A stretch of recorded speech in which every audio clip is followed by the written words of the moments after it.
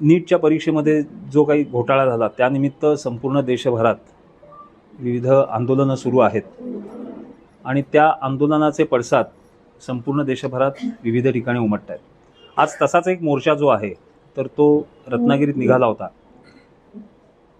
तो मोर्चा जो आहे तर तो नीटच्या विद्यार्थ्यांच्या समर्थनार्थ निघाला होता की मोदी साहेब आणि शहासाहेब यांच्या विरोधात निघाला, हा असा आम्हाला आत्ता पडलेला संभ्रम आहे.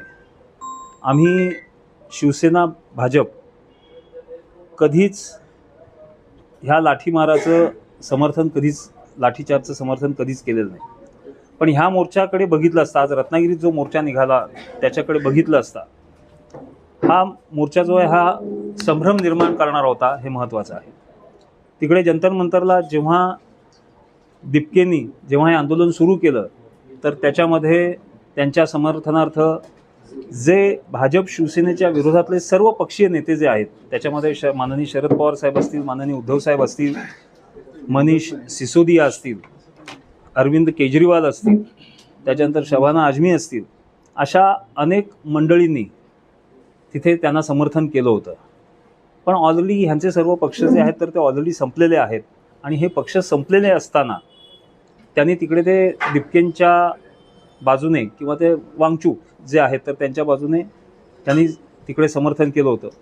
आणि आज हा जर मोर्चा रत्नागिरीत जो असलेला मोर्चा जर बघितला तर ह्या मोर्चाचं लीड करणारे कोण होते तर त्याच्यामध्ये हुस्न बानू खलिफे होत्या, अभिजित हेगशेटे होते, बशीर मुर्तुजा होते, मोहसिन खान होते, की ज्याच्यात अनेक आमचे मुस्लिम बांधव भगिनीसुद्धा सहभागी झालेल्या होत्या, की ज्यांनी उदय सामंत साहेबांच्या विरोधात, इंडियाच्या विरोधात जे काही काम केलं होतं, असे अनेक लोक त्याच्यात होते.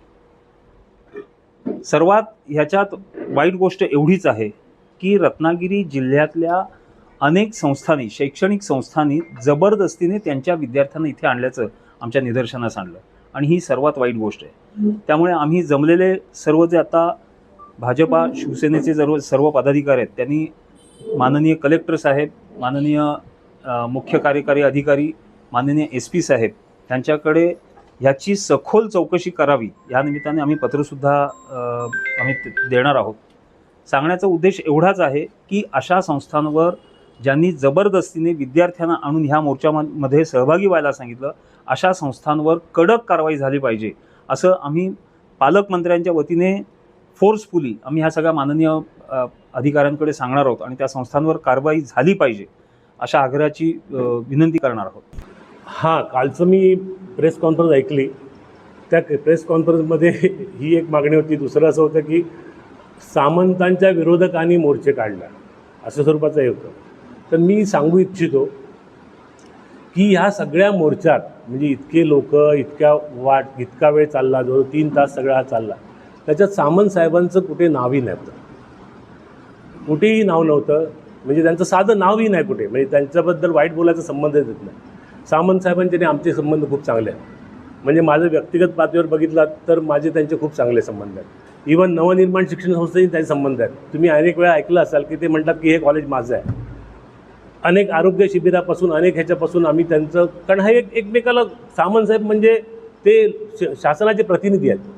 तर त्यामुळे शासनाच्या प्रतिनिधीकडे हक्काने जायलाच पाहिजे आणि त्यांनी केलंच पाहिजे कामं, कारण ती कामं जनतेची आहेत.